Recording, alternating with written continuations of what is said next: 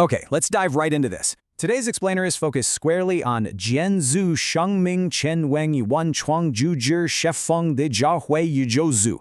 That is, the teachings and writings of Xuefeng, the founder of Life Shan. We're going to take a totally objective look at his highly unique theological framework, specifically zeroing in on his essay, The Trinity. It's a fascinating text, right? It fundamentally challenges mainstream religious doctrines by blending hardcore theology with really profound philosophical observation. Let's break the whole thing down.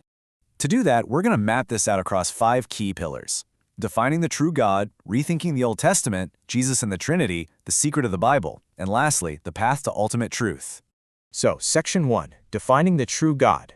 Before we get into the weeds, think about your own preconceived notions of a deity for a second. Got 'em? Well, Xuefeng argues that the true supreme God absolutely must have 8 specific attributes. We're talking unique, formless, neutral, non-manifest, which basically means hidden or without ignorance, just, merciful, omnipotent, and wise.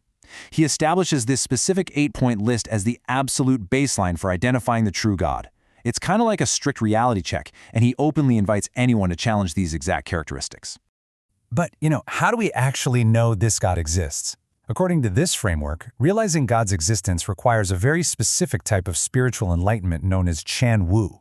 And here's the kicker. It's not about blind faith at all. Actually, scratch that, it's the exact opposite of blind faith.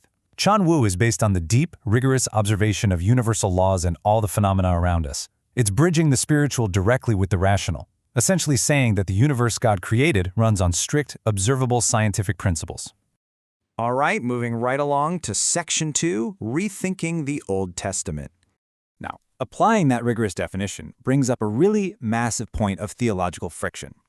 Xuefeng straight up asserts that the deity depicted in the Old Testament of the Bible is not the true God.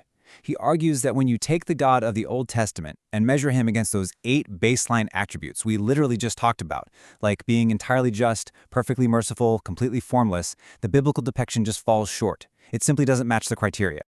To understand why, he points out what he considers a massive, centuries-old blind spot across the entire Christian world. It all boils down to a translation and conceptual issue, confusing Shangdi, the one, singular, unique, supreme God, with Shen, which basically translates to a multitude of lesser gods. God is God and gods are gods. The supreme God is entirely singular, while gods are many. Getting this distinction right is absolutely crucial to grasping his entire paradigm. Which brings us to Section 3, Jesus and the Trinity. Let's see how this all connects to one of Christianity's core tenets. This is where things get incredibly interesting. Xuefeng is essentially synthesizing Western theology with Eastern philosophy here. He still uses the traditional terms Father, Son, and Holy Spirit, but he redefines the whole shebang. In the Life Shan framework, the Holy Father is the supreme God. The Holy Son represents the lesser gods created by God, and that includes Jesus. And the Holy Spirit? Well, he defines this as God's consciousness. He actually equates it directly to the Tao from the Tao Te Ching, describing it as the fundamental law, the blood and the driving force of the entire universe. To build his case that Jesus is a God serving as a spokesperson down here in the human world and not the supreme God himself, Xuefeng goes straight to the source material. He highlights John 14:28, where Jesus explicitly says, "My Father is greater than I." For Xuefeng, this is clear-cut textual evidence. It shows that sure, Jesus' thinking might be of the exact same essence as God's, but the Father and the Son, they are definitively not the same entity. And he doubles down on this. He points over to Luke 22:42. By praying, "Not my will but yours be done," Jesus is demonstrating very clear deference to a higher authority. In this framework, that's presented as definitive proof that Jesus is not God, but rather a divine messenger who is just executing God's will. Because of all this, the traditional Trinitarian doctrine is framed as a pretty major ethical and logical error. It essentially treats the Father as the Son and the Son as the Father. And the text argues that confusing these roles deeply, deeply misleads believers. By viewing Jesus as God himself, people's spiritual vision gets clouded. It causes them to deviate from the true great way, making it incredibly difficult to actually connect with the real supreme God. Okay, Section 4. The secret of the Bible. Let's dig into the underlying mystery allegedly driving all this confusion.